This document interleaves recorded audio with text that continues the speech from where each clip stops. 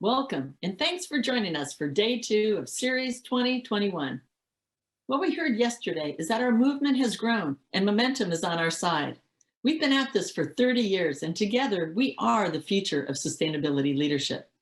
There's a sense of urgency, but there is more ambition and action than ever before. Transformational change is happening. Investors, corporate boards, executives from all industries and sectors, policymakers and regulators from the US and abroad all understand what's at stake, and they're stepping up. Capital market leaders realize that aligning with the Paris Agreement is a start, but not an end. Today, the question about net zero is no longer if they can get there, it's how fast they can get there. Just like in other parts of their businesses, speed is a competitive advantage. But this is not just a race for profits. It's a race for the survival of our global economy. It's also a race against time for the survival of billions of people in historically disadvantaged communities who face grave physical and health risks from the climate crisis. 100 years ago, Ford made the internal combustion engine a part of everyday life in America. And last month, Ford announced plans to invest $22 billion in electric vehicles over the next 4 years, which is double the $11 billion it already invested in 2018. And last night we heard more about these commitments from Bill Ford himself that made it clear that we are on the cusp of a once-in-a-century disruption. Transportation is a critical part of the challenge, but it's not just about EVs or renewable energy. As we heard yesterday from Starbucks and Apple, it's about more than net zero. We have to create a system that's just and inclusive, and we have to invest in the infrastructure to build sustainable communities. Everyone here has a part to play. Even public figures like Ted Danson, who we heard from yesterday, are using their platforms to shine a spotlight on the issues to inform and energize people. Employees, student leaders, and even children are showing us that nobody can afford to sit on the sidelines. 1 year ago, when the pandemic led to shutdowns around the world, we learned what happens when a global systemic shock hits the financial markets. Experts had been warning for years about the possibility of a worldwide pandemic, but few people anticipated the market response that we actually saw. So too have experts been warning for years about the financial risks of the ongoing climate crisis. So what will it take? Will the previously unimaginable death, destruction, and suffering from the pandemic teach us a lesson on how to prepare for and prevent a climate-induced market crash? For those who hadn't already gotten the message that the climate emergency poses a systemic financial risk, 2020 was a real wake-up call. And as we heard yesterday, we now have a federal government that is being proactive and tackling the responsibility of regulating climate risk as a systemic financial risk. It's a different world than it was a year ago, because today in the United States, we have an administration committed to making progress towards a just and inclusive net zero economy. From joining the Paris Agreement on day 1 on the job, to calling on heads of state to strengthen their national targets to reduce emissions. From strengthening fuel economy and emission standards to revoking the permit for the Keystone XL pipeline. From ensuring climate impacts are considered in infrastructure decisions to mandating climate risk disclosure. We've already seen real leadership from Joe Biden, Kamala Harris, and their experienced team. The words just and inclusive are critical to transforming our economy and shaping policy and regulations that work for everyone, particularly those in historically marginalized communities that are downwind from power plant emissions and downstream from industrial pollution. So next up on our schedule, we're going to dig into the Biden infrastructure plan to build back better. We'll discuss policy solutions that would make game-changing investments in things like high-speed rail, clean energy installation, green jobs, and electric vehicle charging stations. Followed by a World Series talk on the power of regenerative agriculture, it's going to be a packed day. So let's get to work. Now, you've probably heard the saying, never let a crisis go to waste. And Build Back Better is the cornerstone of the Biden-Harris administration's approach to recovering from the pandemic by creating a more just, inclusive, and sustainable economy that addresses systemic inequities in historically marginalized communities. Build Back Better is also more than infrastructure. It's fundamentally about people. In this next session, we are joined by Michael Regan, the new EPA administrator, Stephanie Pollack, the deputy administrator of the Federal Highway Administration, and Mayor Marty Walsh of Boston, President Biden's nominee to serve as the next Secretary of Labor, to hear their perspective on how our country can build back better. And so now I'll turn it over to Keisha Shireen, Director of Global Risk and Sustainability Partnerships at Refinitiv Perspectives and the executive producer of Refinitiv Sustainability Perspectives. Hi, everyone. I'm Keisha Shireen, host of Refinitiv Sustainability Perspectives and author of Corporations, Compassion, and Culture. Thank you all so much for joining us today. On January 14th, the Biden administration rolled out its Build Back Better recovery plan. And our president was quoted as saying, it's time to stop talking about infrastructure and to finally start building infrastructure so we can be more competitive. Additionally, he added that this proposal would support Americans to work rebuilding our roads, bridges, ports, to make them more climate resistant and to make them faster, cheaper, and cleaner to transport American-made goods across our country and around our world. During our two-part session, we will explore the ways that the federal and state government as well as corporate stakeholders are approaching this call to action. First, in part one of our Build Back Better series, we will start with a short message from Secretary of Labor Marty Walsh, who is transitioning into his role as U.S. Labor Secretary in the Biden administration. He'll speak about how he helped Boston move towards a greener infrastructure approach. Then we'll hear from EPA Administrator Michael Regan, who will speak about his vision for the EPA and how they'll accomplish their strategic goals. Finally, Stephanie Pollack, Acting Administrator for the Federal Highway Administration, will discuss tools for decarbonizing the transportation sector. Then in part two of our Build Back Better series, we will hear from CEO of Edison International, Pedro Pizarro, and the President of National Grid, Badar Khan. They'll discuss how the utility sector can transition to a low carbon economy, as well as share how they will align their transition plans with federal and state policies. Now let's get started with our message from Boston's mayor of 8 years and our newly confirmed U.S. Secretary of Labor. Here is Marty Walsh. Hello everyone, this is Mayor Marty Walsh. Thank you all for participating in today's event and working to build a greener future and a more inclusive economy. Thank you to Ceres for helping embed sustainability in investment decisions across industries and sectors. I also want to congratulate CEO Mindy Luber on receiving the UN's Top Environmental Award. Mindy, it's great to see your work recognized on a global stage. And we're proud to see you representing Boston in this work. Everything we care about depends on climate action. It's essential to public health, public safety, racial justice, job growth, and our economic recovery from COVID-19. In Boston, we've spent the last several years making bold investments in sustainability. And we have bold climate action plans, and we're committed to going carbon neutral by 2050. Just like you, we've never turned our back on the Paris Agreement. We've invested in clean energy and sustainable infrastructure and green jobs. We're building a strong coastline to protect our neighborhoods from rising sea levels and storms. And we're focused on equity, protecting the people who are most vulnerable to the impacts of climate change.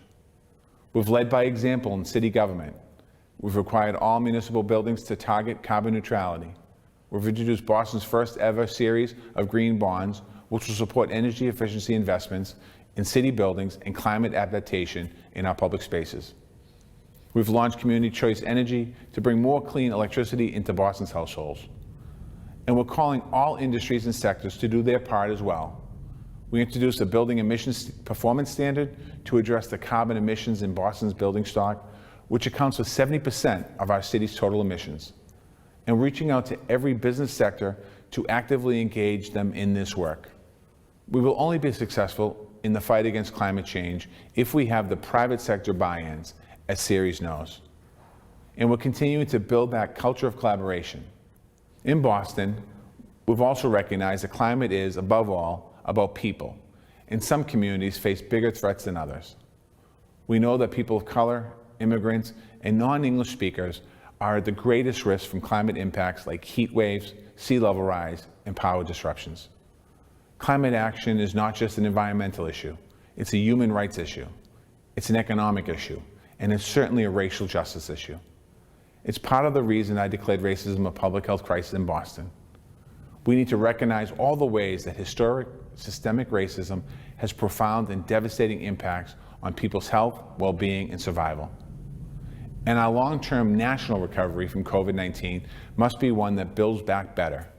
It must be one that's rooted in environmental and racial justice. Now it's time to heal our nation by investing in long-term community health and well-being, and climate action is at the heart of that work. I am hopeful that we'll be successful, because America is home to bold, daring thinkers. We are up to the task, and I thank everyone tuning in today for the work you do around climate mitigation and adaptation, environmental justice, and building a more resilient and sustainable economy. I look forward to continuing this work together. Congratulations, Secretary of Labor Walsh, and we thank you for those introductory remarks, speaking to the work that Boston has done to create a greener future, a more inclusive economy, and to partner with the business sector in the fight against climate change. And now we are thrilled to have Administrator Michael Regan.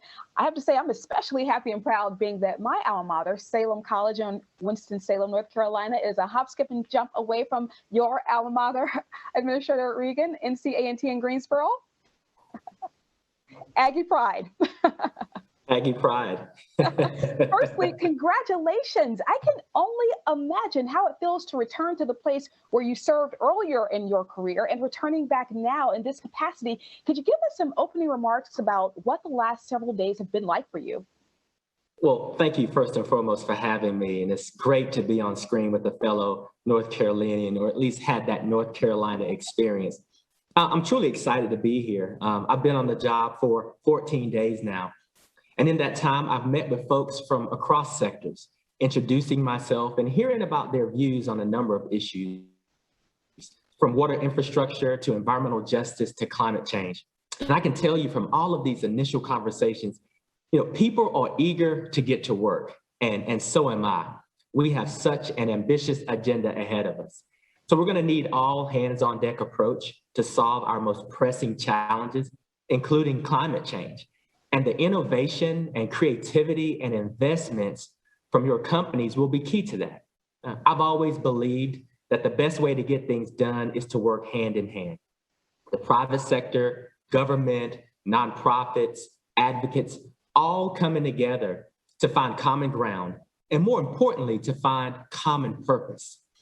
And that purpose is something that I think we can all agree on, protecting the environment, creating healthy communities for all Americans, and rebuilding our economy through aggressive climate action.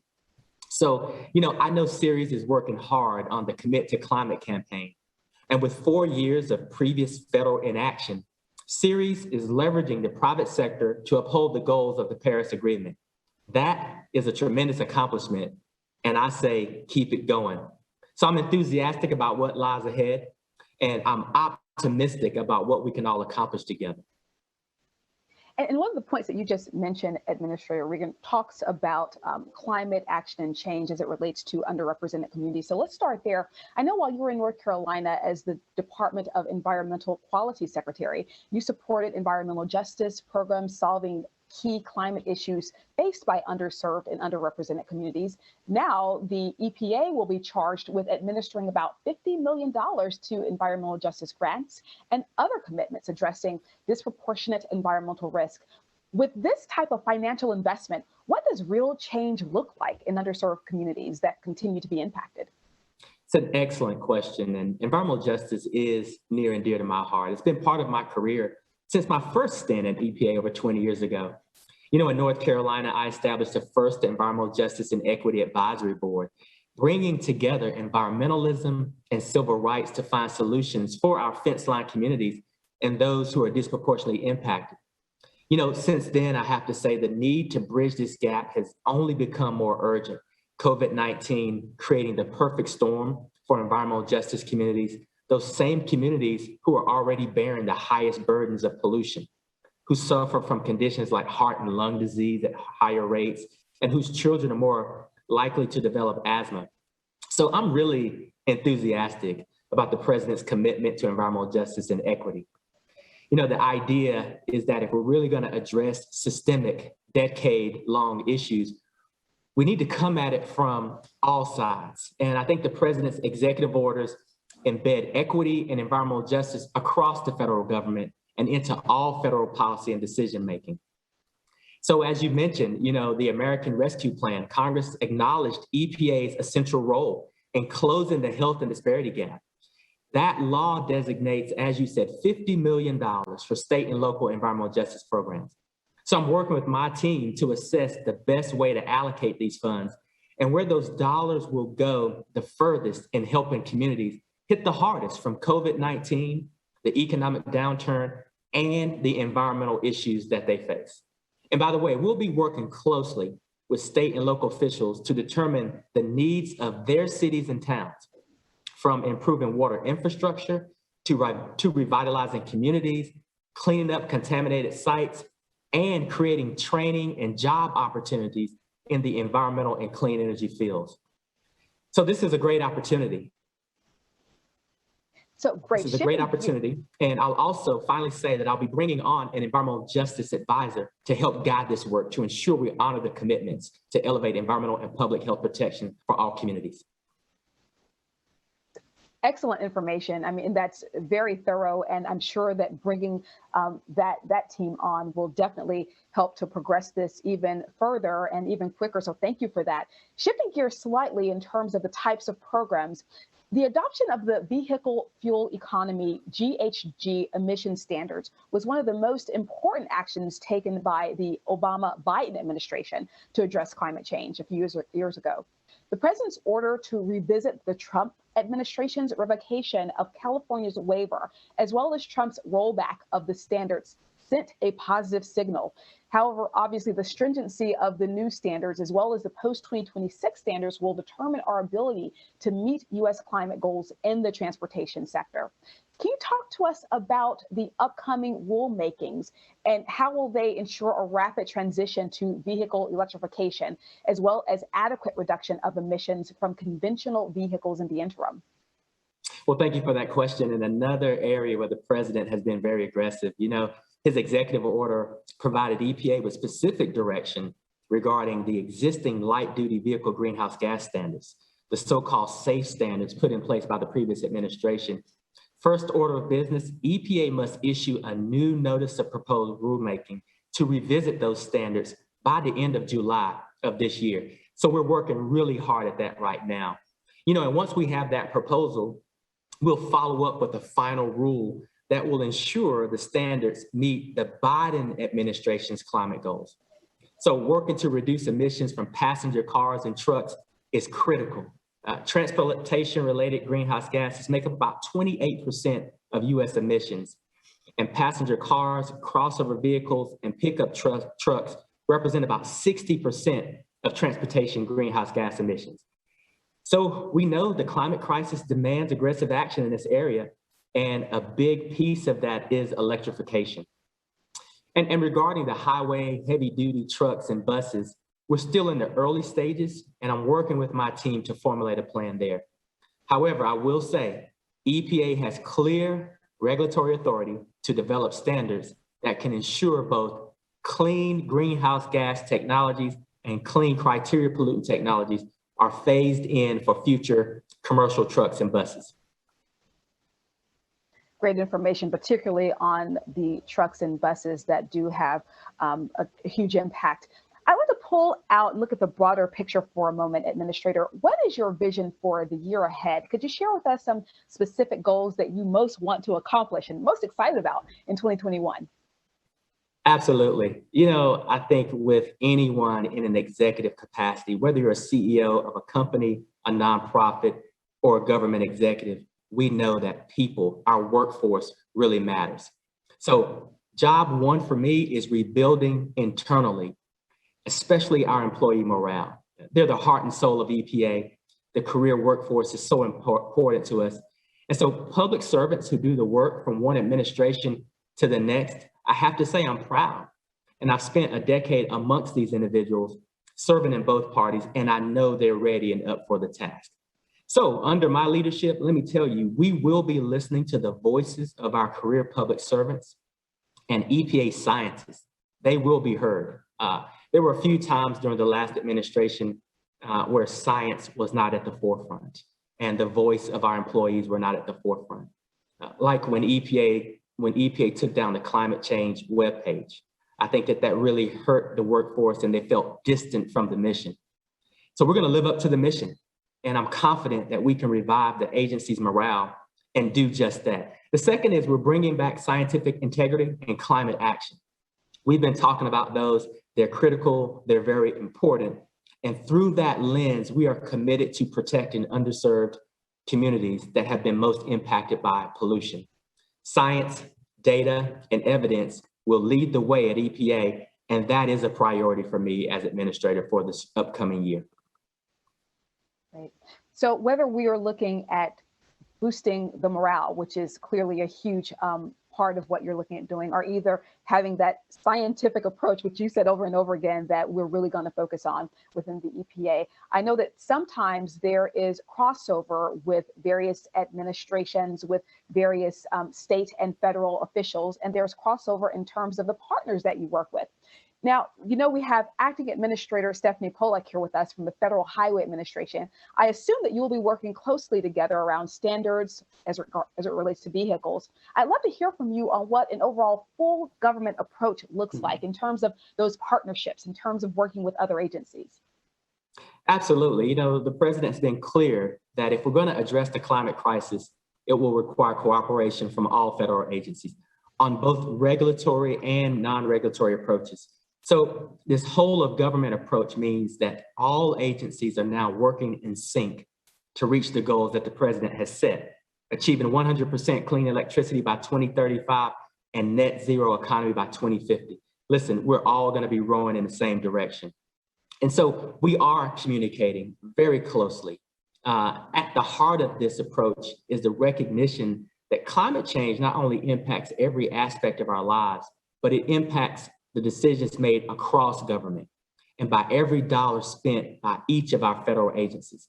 So whether it's DOT, USDA, the Department of Energy, Commerce, we're all rowing in the same direction. And I think we have a lot of opportunities to partner, and we're already starting to do that. Great. I mean, what wonderful words to end on. We're all rowing in the same direction, and we're all doing that. That has to help us get there quicker and more effectively and more efficiently. Administrator Regan, thank you so much for your time. It's been such a pleasure having you. And again, congratulations. Well, thank you so much. It's been a pleasure. And again, Aggie Pride. Aggie Pride, that's right. All the best to you. Thank you. And now we have with us, thank you for joining us, Acting Administrator Stephanie Pollack. Thank you so much for being here. And thank you so much for having me. I'm happy to be here today, particularly with our new EPA administrator. I agree with him 100%. Science is back, and it's about time. Absolutely. And let's continue with that theme in terms of working together. I'm going to ask you the same question I asked to Administrator Regan. I'd love to hear from your perspective, what does the full government approach looks like in terms of working across various areas and across various departments within the government now? So just as we need a whole of government approach, we need a whole of Department of Transportation approach, and we need a whole of Federal Highway Administration approach. Climate is just such a big problem to tackle, and transportation greenhouse gas emissions are such a big part of the climate problem that we need to use every tool in our toolkit. Sometimes that will involve rulemaking. Sometimes that will involve changing how our discretionary grant programs weight climate inequity concerns when we make funding decisions. And It will often involve working with our fellow other operating administrations within USDOT, like the Federal Transit Administration. So there's really three parts to the Federal Highway potential role on climate. One part is to complement the great work EPA is going to be doing on electric cars to make sure that there's electric charging. And I think we can play a role not just in our designated alternative fuel corridors on our interstates, but in all the places people drive. A second part is making it easier and, very importantly, safer for people to walk, bike, and use transit, all of which are lower carbon modes for people and will help bring those transportation greenhouse gases down. And third is we've got our work ahead of us in making our infrastructure resilient to the changing climate that unfortunately at this point is inevitable. So it's not, yes, we have to fix it first when it comes to our aging infrastructure, but we have to build back better, and better means climate ready and climate resilient. So let's take that climate ready and climate resilient piece and let's dig a little deeper. As you know, last year has been historically challenging.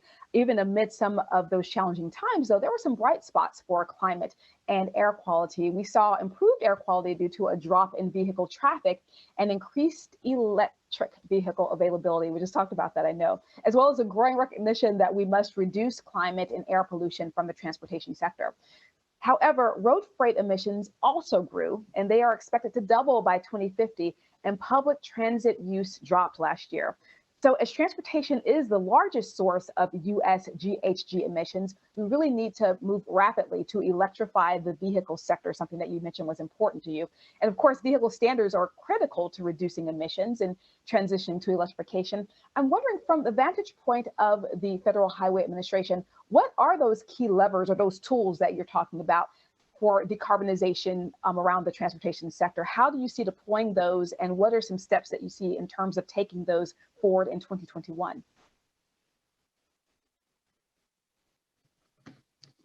So one of them is helping in the president's plan to build out a national charging network. We're not going to get people using those electric zero emission vehicles unless there's somewhere they can charge them. And while we know there's work to be done where people live and where people work, we want to build confidence that people who are buying cars, light trucks, medium duty trucks, know that when they take those longer trips on our national highway system, they're not going to have trouble fueling the vehicle. So we think that having part of that national charging network on our interstate and national highway system can help build that confidence and accelerate the acceptance of electric vehicles. And those same charging stations can also serve the communities that our highways go through. So that's one of the tools at our disposal. Federal Highway, we're pretty good at channeling funds to our partners at the state and local level, and sometimes the private sector, and getting things built.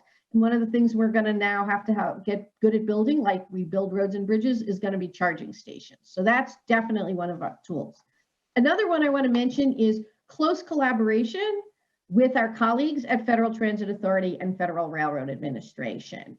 I always say people are not pedestrians or bicyclists or transit users. They're people, and there's somewhere they need to go. And sometimes they're going to drive, hopefully in electric cars.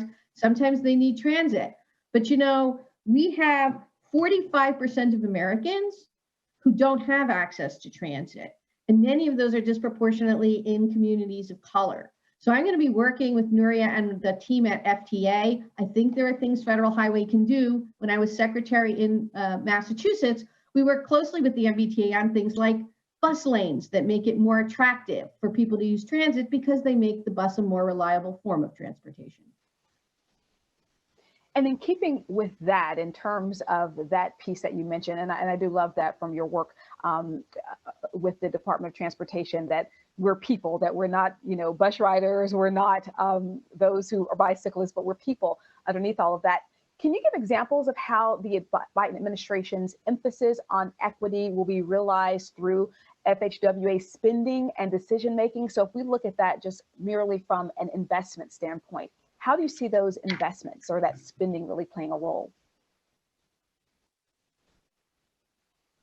You know, as with climate, equity has to intentionally and pervasively be part of everything we do if we are going to address the fact that the transportation system we have today both overburdens some community with noise and air pollution, and underserves many communities of color in terms of not giving them a safe place to walk or bike, not giving them the transit service that they need. We've built a transportation system that's primarily about people who are in a position to make daily use of a car. We now need to supplement that transportation system with one that works for people who want to walk and bike and use transit. It will help reduce not only climate gases, but other air pollutants that burden our communities of color. And walking and biking are healthy forms of transportation that can also improve the health of communities, but we have to make it safe for people to do that in their community. We saw during this past COVID pandemic how much people want to be able to walk and bike in their local community, but we've also seen pedestrian deaths go way up. And if we can't address the safety problem, and particularly safety in communities of color, then we're cutting those communities off from one of the healthiest and lowest carbon forms of transportation we have. And finally, Acting Administrator Pollock, how can utilities and utility regulatory bodies assist and partner with the Federal Highway Administration? And how can the FHWAs facilitate the use of alternatively fueled vehicles, including charging infrastructure support? So really looking at how you'll be partnering with those utility regulatory bodies and the overall utility firms as well. So we really need to rethink differently about what we in Federal Highway call the right-of-way. So the right-of-way is not just the asphalt part of our highways, it's all the land we own next to it and in the median strip. And when the highway system was built out, the thought was right-of-way is just for moving cars. But right-of-way can also be a place where there are charging stations, solar cells, wind turbines, transmission facilities. But we've got some work to do on changing both regulation and possibly law to reimagine the right-of-way that we own in communities throughout the United States of America so it can be part of America's green infrastructure. So stay tuned, but we're going to start by putting out some guidance on more broadly defining what can go into the highway right-of-way under existing law in order to encourage both electric vehicle charging and renewable energy. Great information and lots of good stuff to stay tuned around the information and the focus on equity, as well as the charging stations and the focus on infrastructure. We're really looking forward to this. Thank you for those insights, Acting Administrator Stephanie Pollock. Thank you so much. Have a great rest of the conference. Thank you. And thank you everyone for joining us. Now in part 2 of Build Back Better, we will be sitting with 2 leading utility companies, Edison, which operates the electric utility SoCal Edison in Southern California, and National Grid, which is based in the UK and also owns and operates electric and gas distribution utilities in the Northeast US. They can speak to the hurdles, challenges, opportunities, and strategies they are employing to move to a greener economy. I'm Keisha Shreen, and thank you for joining. Now we'll hand back off to Dawn.